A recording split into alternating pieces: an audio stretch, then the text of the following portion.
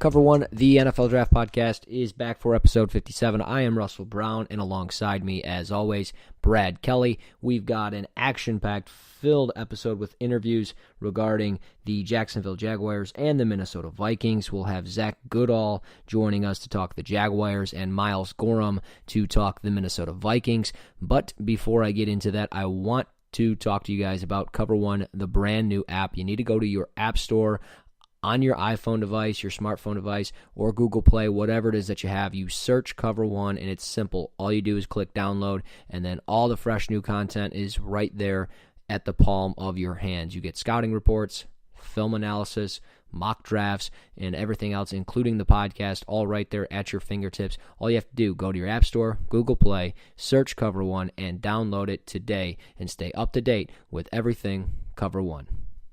And joining us now, Zach Goodall. Zach, how you doing, man? I'm doing good. Really appreciate you guys bringing me on.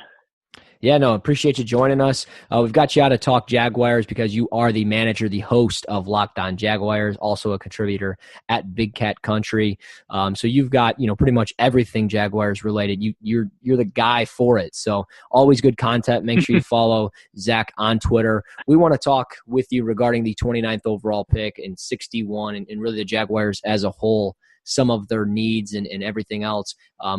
Very talented defense. I do want to start, though, with kind of the center position, interior offensive line. I know you guys signed Andrew Norwell, but what are your thoughts as far as Brandon Linder and A.J. Cannon? Is there any potential replacements for them, or are they pretty much kind of your starting center and right guard?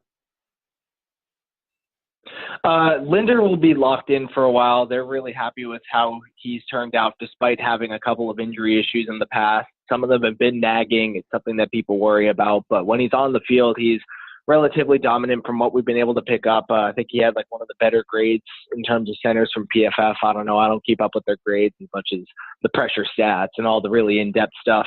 A.J. Cann, I'd say, is probably the weakest link on the offensive line. The idea is that despite whether people agree with it or not, and I'm not necessarily the greatest proponent of it, but they do want to run the ball so much to where Blake Bortles will throw the ball a couple of times a game max, in which case I do think they're going to try and replace Cann at right guard or at least get someone in there to compete with him.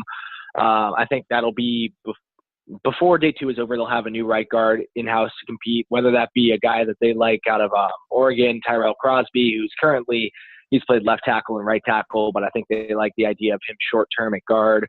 Or, if Will Hernandez dropped to 29, I don't know how you can't take him at that point. I do think they'll look there along the interior. Then really, when you're looking at that, you've got Cam Robinson going into his second year with Norwell, the new face of the offensive line that everyone was dreaming about Norwell around here because we all knew the interior was going to be an issue going forward if they wanted to be able to open up the middle of the line and be able to get Fournette to be effective in the tackle box.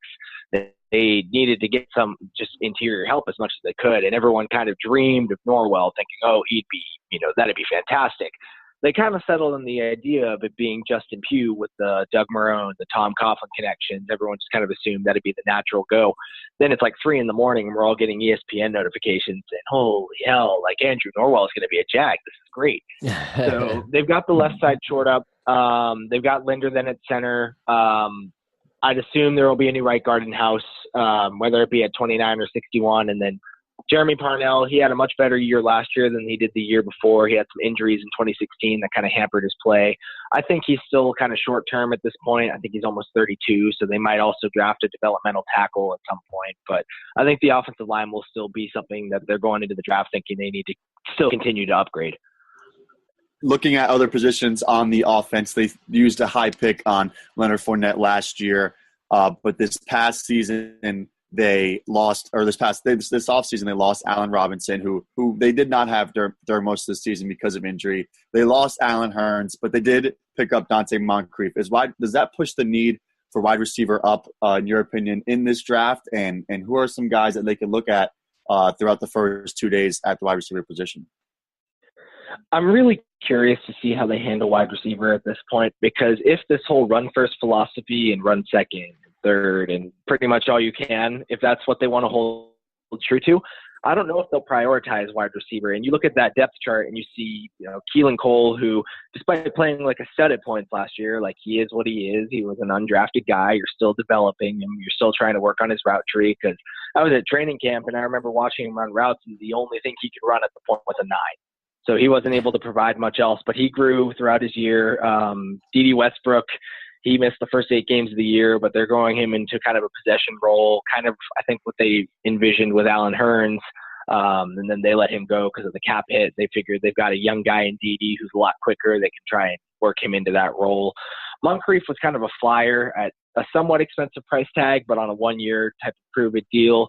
I think he's going to be the closest thing to Allen Robinson that they want in terms of the ability to kind of play a 50-50 ball, because they really don't want to have Blake throwing those 50-50 balls. They want him to throw safe balls, move the ball, kind of West Coast type of style offense whenever they are throwing the ball.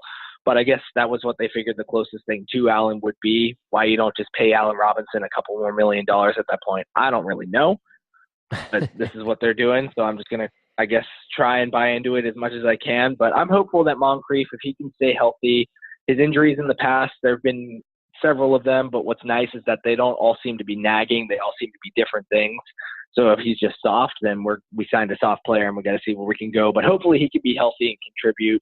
And Marquise Lee is going to be used on a lot of shallow routes. So they've got a decent plan for all of these guys, but really I think the idea is to have a bunch of possession guys that aren't too expensive compared to the rest of the wide receiver market. Try not to spend too high on a receiver, but if they were to go after someone, you've seen the links of DJ Moore because he was recruited at Maryland by now Jaguars receiver coach, former Jaguars great receiver Keenan McCardell, the Cortland Sutton, a guy like him, or even if it's a tight end that can play kind of like Cortland Sutton and be such a competitive athlete going up and making these acrobatic catches, and you can just rely on him coming down with the ball more so than not.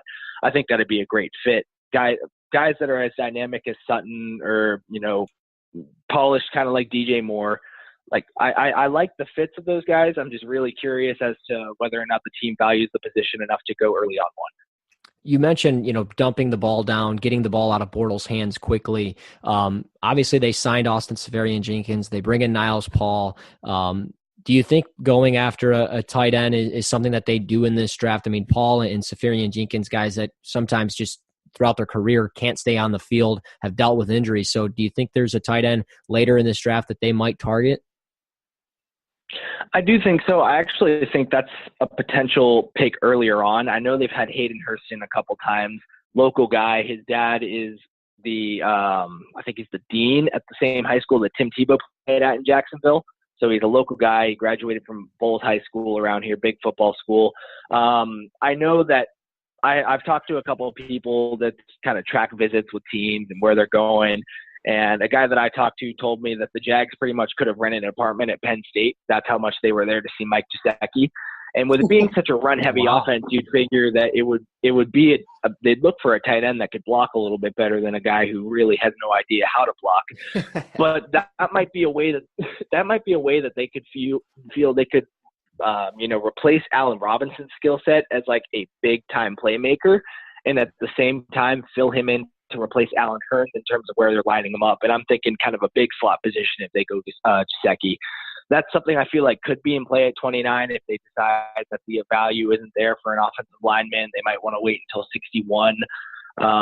Otherwise, a guy like Hurst, I don't know if they've had Goddard in at all for visits, but I think they will draft a tight end. Like you said, Niles Paul and ASJ have both had some injuries, and ASJ had previous off-the-field concerns, which I'd like to think a thing of the past, and he seems like kind of a changed man, but he's on a short-term, not too expensive deal, so they might try and develop a tight end as well. I think that's certainly a possibility. Switching gears to the defensive side of the ball, the Jaguars defense obviously made huge strides in this past season, especially in the front seven, just full of talent. You look at the defensive line, and they go like 6 or 7 bodies, of talent deep. They have speed at linebacker with Myles Jack and Telvin Smith. But Paul Posluszny did retired, right? Yeah. So could they be looking at a replacement middle linebacker, kind of like a an old school stuff to run type of player to go along with the speed that they have in their younger linebackers. And looking at the secondary, could they be looking at maybe like a depth corner or maybe a slot specialist when they have Bouye and Ramsey on the outside?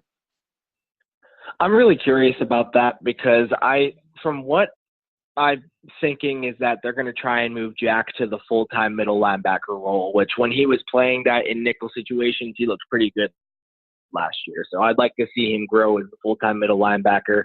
But if they do that and then they go linebacker high, which I think could be type of a sleeper pick, last year they ran, I think, a 70% nickel package, 30% base with an under Sam linebacker kind of setting the edge against the run, not having too valuable of a role. But I feel like the opportunity for them, because they lost Aaron Colvin, a guy they really, really trusted to fill down that nickel spot, and they replaced him with DJ Hayden, and I'm not too optimistic about that, nor his contract, but that's besides the point. I think the idea of maybe trying to increase the role of that Sam linebacker in their scheme could be something they might look to do late day 2, early day 3.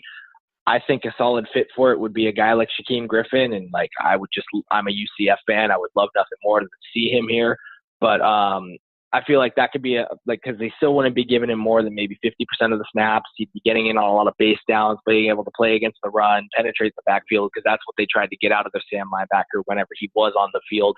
And in terms of the secondary, I do think that, you look at Jalen Ramsey and AJ Bouye and you think, wow, there's no weakness there in that cornerback tandem, but you look behind them and it's like kind of an abyss just of absolutely nothing. So if one of them were to go down, I do think they need a guy that can develop into a solid, plug him in if someone gets hurt or just, split reps a little bit. If these guys are getting tired, don't play him the whole game, get some fresh legs in there.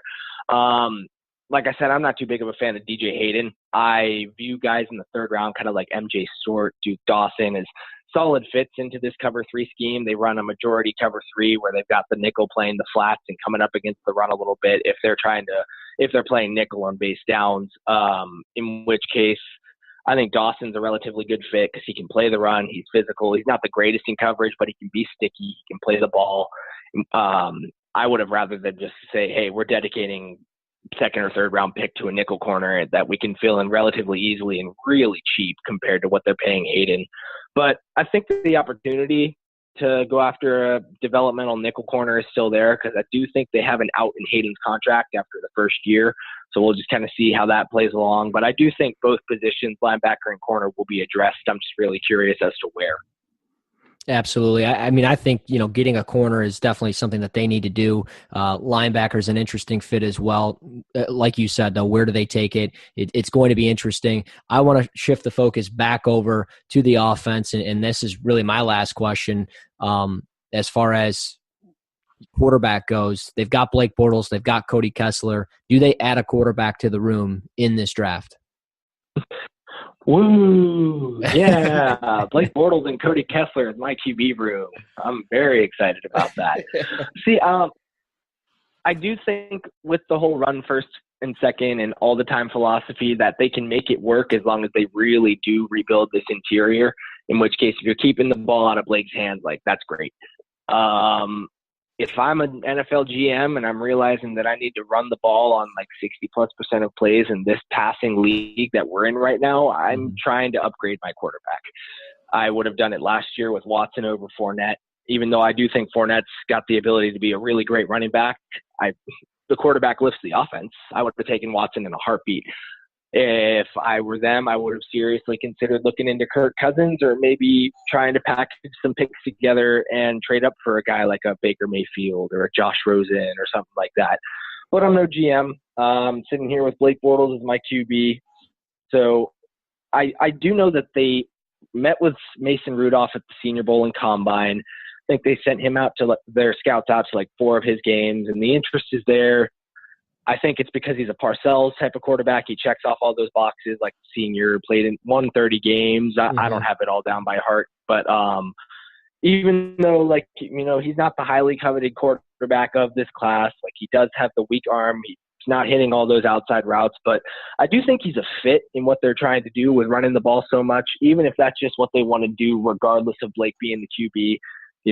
make simple throws across the middle and being able to stay poised in the pocket and not try and panic too much is something that they want out of a guy.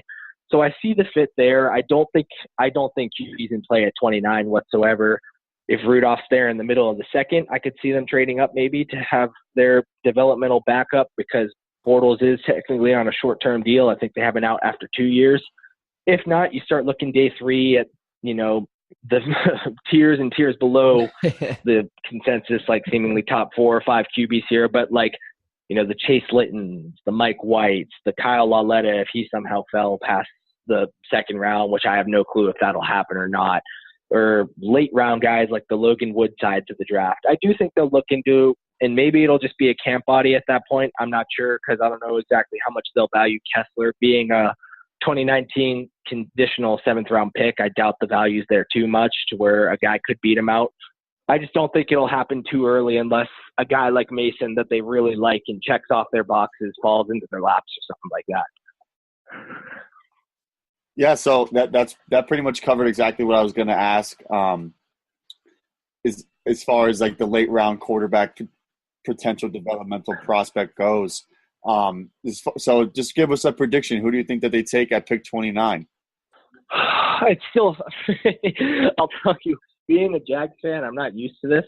I'm used to a top 5 pick. You've got your 3 or 4 guys there that you're like confident that's going to be the guy. So I'm not used to the idea of saying, oh, what if he's available at our pick? Then we got to take him.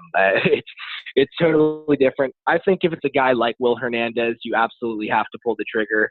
I'd be willing to say if either he or Gesicki are there, that they would end up being the picks, with maybe linebacker being a sleeper pick at that point. And whatever they go out of tight end and offensive line at 29, I think they'll do whatever they didn't go at 29 at 61.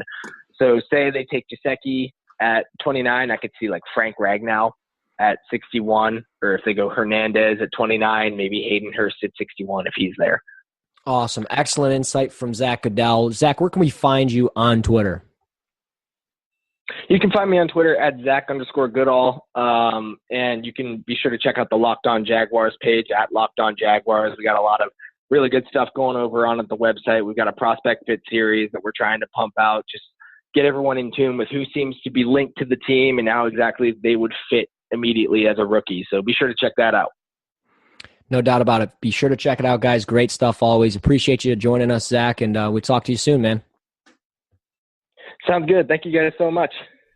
Absolutely. Appreciate you joining us, Zach. And guys, Cover One, the podcast, is brought to you by First Down Playbook. First Down Playbook is the #1 playbook resource for football coaches with over 30,000 plays. First Down Playbook is a database of youth, high school, and flag football plays, color-coded with coaching points for every position on every play. Check it out today at firstdownplaybook.com. That's First Down Playbook, one place, all the football. Joining us now, Myles Gorham, a contributor to climbingthepocket.com, a very good, insightful Vikings analyst. Myles, how we doing, man? I'm doing good, man. Thanks for having me on. Yeah, absolutely. We got you on. We want to talk about the Minnesota Vikings, where they pick at 30th overall. Obviously, things have kind of changed from when they were in the NFC title game till now. You don't have the quarterbacks that you had, as far as, no more Case Keenum, no more Sam Bradford, no more Teddy Bridgewater. But things are really looking up for you guys because your defense is fantastic, so much skill there. And that's where I want to start with you guys, regarding kind of the defensive line. You've got Daniel Hunter, Linville Joseph, and now Sheldon Richardson. What are your thoughts on the Richardson signing? Yeah, I think that one was definitely one of those signings that, we knew that they were going to make a move for a quarterback. We kind of had the idea a week or two beforehand that it was probably going to be, or a good chance it was going to be Kirk Cousins. So you knew they were going to commit some, pretty big money there, but I didn't expect them to make another splash signing, I guess you could say, especially on the defensive side of the ball. I think we were, like a lot of the, guys that climb in the pocket and other Vikings fans, we were kind of looking at, what are other options the Vikings could go for D tackle, because we didn't think, a guy like Sheldon Richardson would be available for the team based off the cap and everything like that. But that was probably the most underrated move, I think, in all of the NFL, in my opinion, just in terms of it went under the radar. It's a 1-year deal, but it's the impact he's going to have is That's the one. It's the one position where I think it's really going to bring everything together, because you saw the defensive line wear down toward the end of the season.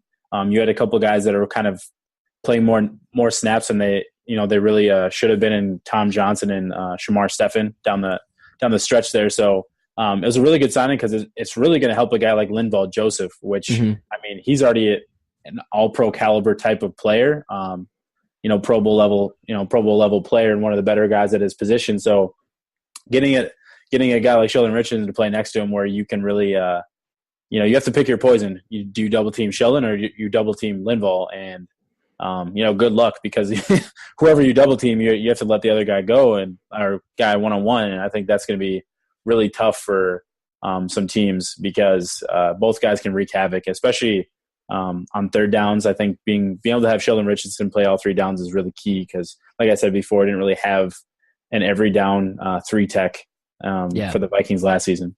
Well, and he's going to play alongside Everson Griffin, which is, just as dominant as it gets as far as edge rusher. He's I think, even though he puts up incredible stats, I still think he's one of the most underrated edge rushers in the league. So, your guys' defensive line is looking phenomenal, and really your whole defense, there's so much talent there. I think maybe the guy that sticks out the most as far as what can he bring to the table is Ben Gideon out of Michigan, a guy that, I'm familiar with from watching him in college. Where do you think he kind of goes into year two?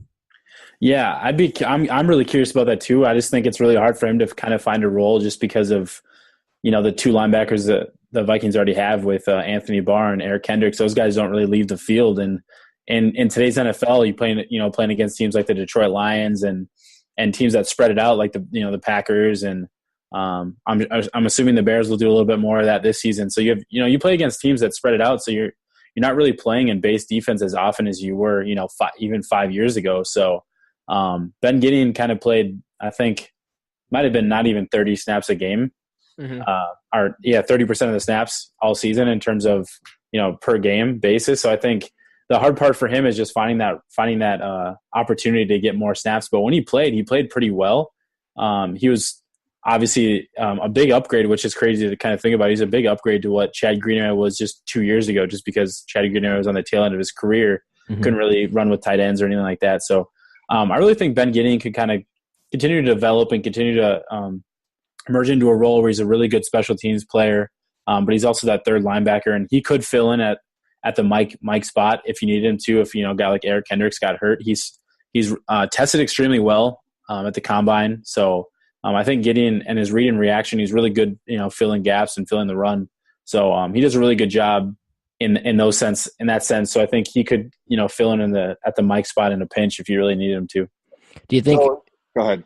Oh, I was going to just say, do you think they potentially target a linebacker with the 30th overall pick at all? Maybe a guy like, Leighton Vander Esch or Rashaan Evans is available. Obviously, those are two very talented players, and I mean, personally, I don't think either one will be there, but do you think if they're there, they take a look at one of them? Because it seems like every year a really nice, solid defensive player falls right into their lap, and they just take them, and they thrive with it. So, I mean, if one of them are there, would you be surprised? Yeah, that's Zim's MO. He wants to have as much defensive talent as he can, but I don't think it would surprise me, just because both Eric Kendricks and Anthony Barr are free agents after this season, and you have to go with Danielle Hunter and Stephon Diggs. Those two guys are free agents after the season too. So depending on how they feel in terms of re-signing and extending some of those guys, I wouldn't be surprised if they added a linebacker at 30. Do I think that's the route they should go? No, but if, like you said, a guy like Rashaan Evans, for me, I think if he fell there, it'd be really hard to pass up, just because he's a phenomenal linebacker, and I think he's one of those guys that can come in and play right away, which I think would be really hard for this defense, just because you already have three really solid linebackers in place. So it'd be really hard for a guy like, a first round pick like that to see the field early, but definitely be one of those guys that they'd be the successor to, Rashaan Evans would be a successor to Eric Kendricks in year two and stuff like that. And Leighton Vander Esch, I'm not the biggest fan of. I think he's athletic, and I think he's a good player. But I don't know if he has some of that aggressiveness that I think Zim likes in his linebackers. So, but I think he's a good player. I just don't know if he'd fit exactly kind of what Zim likes in a linebacker. But like I said before, if one of those guys was there, would not surprise me if that was a potential target.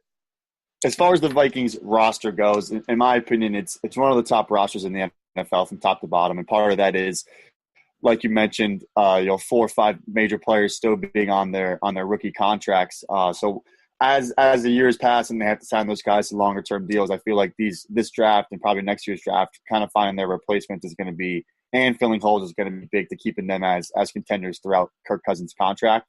So as far as their draft goes this year, they have picks 30, 62, 94. They're all in picks in the first 3 rounds.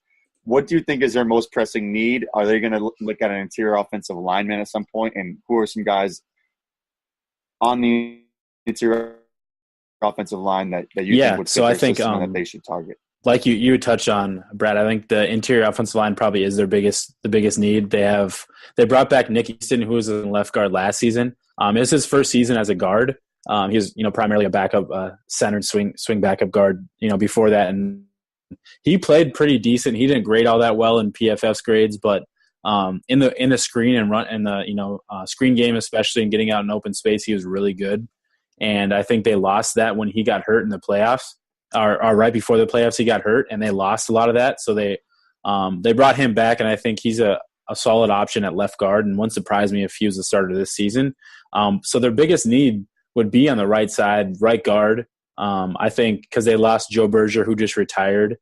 They've talked about moving the right tackle Mike Remmers into right guard. But based off of kind of the moves they've made in free agency, they haven't really, they added Tom Compton. And they brought in Josh Andrews from the Eagles. He's on the Eagles practice squad. So they brought in a couple, lower level guys who are depth pieces, but they didn't really bring anybody to kind of fortify the right side of the line. And based off the way the draft is, I don't see any of these offensive tackles coming in and starting at right tackle right away, unless a Mike McGlinchey or a Connor Williams fell to 30. But I don't see that happening. So I think they're going to go interior O-line, and I think if they were to pick a guy at 30, you have a few options. I think a guy like James Daniels from Iowa would be a perfect fit. He's 6'3", 306, and I think he's one of those guys like what for the offensive coordinator likes to run, John DeFilippo. They like to get those guys out in space, and they want guys who are athletic. And I think James Daniels is one of those guys who could be really good in that scheme. You talk about a guy like Isaiah Wynn. He's one of those guys that I really have a hard time seeing him fall to 30, just because I think he's one of the better. I'll stop watching football if that happens. I know, like it's crazy. His tape is phenomenal, and he's an undersized left tackle, but he could slide in and be a starting left guard from day one, and he could be one of the better left guards in the league in the next couple of years. So I like him a lot. He'd be the ideal fit at 30. Like if he was there, you run to the podium and you don't think back, and you don't look back. But I run into traffic if that happens. Right. That's exactly what would happen. I mean, but like another scenario is like Billy Price from Ohio State, just because I know a lot of people talk about the continuity he would have with the Vikings starting center Pat Elflein. So there'd be some good chemistry there. And but he just tore his pec at the combine. So I never really envisioned him in the first round anyways before the injury, but after the injury, I just don't see a team doing it, just because you never know, even if it was a slight tear. Those would probably be the three guys I'd see them targeting in the first round. Will Hernandez too could be there. He's more of a road grader. He's he's definitely more athletic for his size than you'd think he is, but and it'd be hard not to go after a guy like that, but I don't see him. He's one of those guys that I see going to, in the middle of round one. So you never know. But he could definitely be an option at 30. Those are probably the only guys I consider in round one. Otherwise, like I said, I would really like to see this team trade back from 30 and, target guys like Frank Ragnow, who's super athletic. He's a Minnesota guy. Austin Corbett, who I think is being vastly underrated in this draft class. I think he could be a guy that come in and fill in right away. And then Braden Smith is another one of those guys I think could be a day two target for the Vikings. All these guys are, pretty much decently athletic guys that can move and work in space a little bit, which I think is definitely what they're looking for. So that'd be kind of the options I'd see for them at probably pick 30 or, into day two at offensive line. We've mentioned on the podcast before that Will Hernandez is first team all alleyway. Yeah. The guy I'd want to have my back. So I could definitely see him Maybe going, like you said, in the middle of the first round. But if he's there for the Vikings, I think that'd be a huge hit for them as well. But. Definitely. Another player I really like as far as the interior offensive line, I don't think he'll be, a discussion in rounds 1, 2, or really even 3, unless it's late round 3, which would be pretty ideal fit for you, is Wyatt Teller. I was a big fan of him in Mobile when I saw him live and everything as far as the practices go. And I thought, even though his tape is a little bit inconsistent and there's things as far as, he plays tight hip, plays a little high, but I think as far as hand placement goes, his aggressiveness, and he's just strong. I mean, he had 30 reps in the bench. I really think Wyatt Teller would be a really good fit for you guys later in the draft if you didn't go interior offensive line. Obviously, Will Hernandez, like Brad just said, makes a lot of sense. Have you had a chance to take a look at Teller at all, and do you think he'd be a fit? Yeah, I've seen a little bit of his tape. I think overall he'd be a good fit, like you said, as one of those mid-day 3 or like early day three guys. But he's not one of those guys that I expect to come in and be a starter right away, which I think is part of the problem. Is just the fact that like you couldn't go into the draft. The Vikings can't go into this draft and likely can't come away with a non-starter on the interior offensive line just because of who they have currently. I like Wyatt Teller. If you were to grab one guy early and then you wanted to grab another interior guy on day 3, I think he'd be a great fit there. So I like that move, but I don't know if I'd see it as him being the first offensive lineman they take. So the last person I want to mention and ask you about is Deshaun Hamilton, our boy. Yeah. We've had some conversations about Deshaun Hamilton and how we think he's the best route runner in the class and how he's both of our kind of draft crush for the year. So can you just speak on Hamilton? Maybe not necessarily potential fit for the Vikings, though I could see it if they're not planning on bringing back Stephon Diggs, which I think is far fetched. But just talk about what you think about Deshaun Hamilton.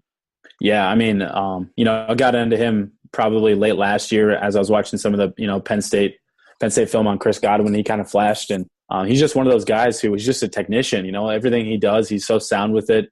He tested a lot better.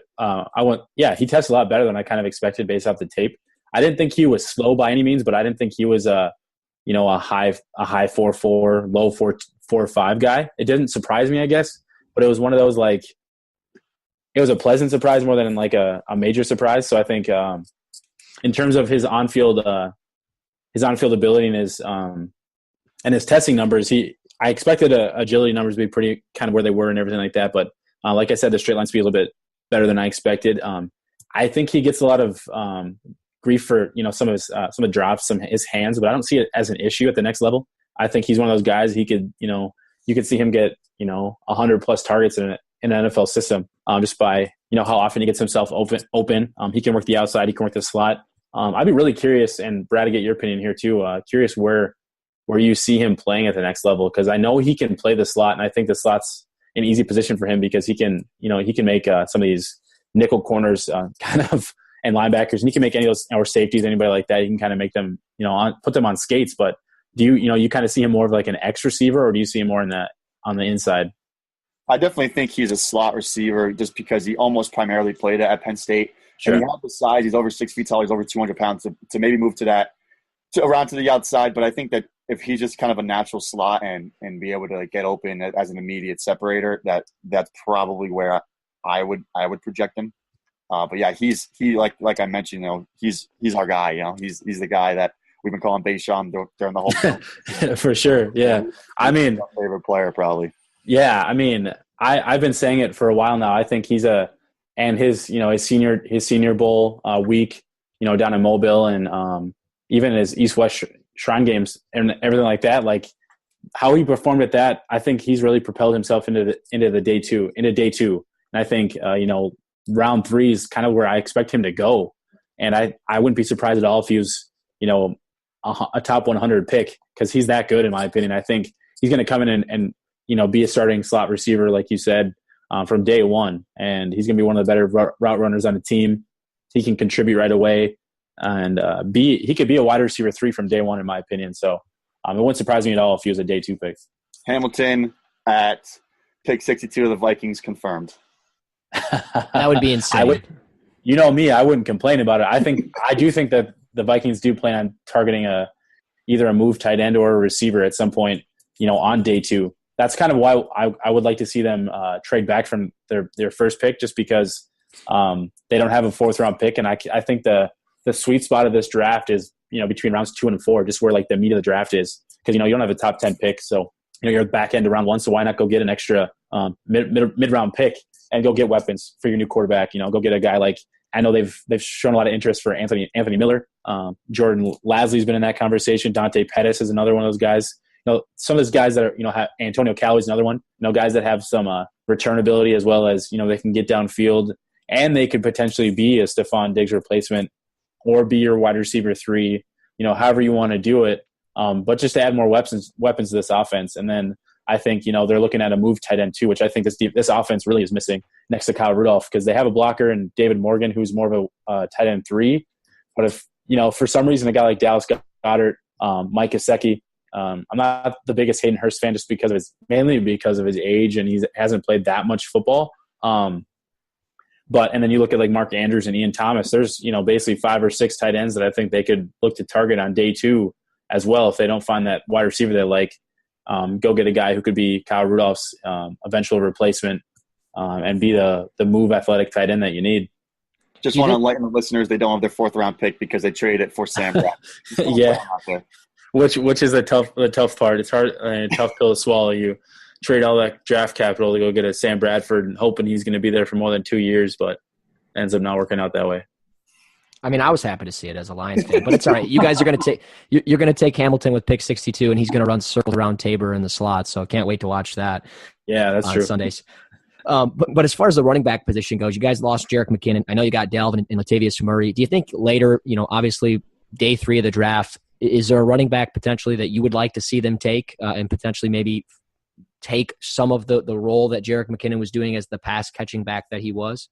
Yeah, I think that's a really good point. I think the guy that I would really like to see them kind of look at and target would be more of a Ito Smith from Southern Miss. Yes. I think that guy's really good. I think he's extremely underrated. Catch the ball. He's really good in the screen game. I think he's a willing blocker. He's the guy that I would love to see them, target on day 3 and add as your RB3, running back by rotation, committee. It's crazy. I'm freaking out because I literally have underneath my question Ito Smith, so that's why I'm freaking out. It's like I hit the lottery. You got anything else, Brad? I do not. All right. Well, Myles, where can we find you on Twitter? Yeah, my handle's Myles Gorham.85. Okay. And all of your work we can see on climbingthepocket.com, correct? Yeah, correct? Yep. Do a lot more podcasts than I do articles on it.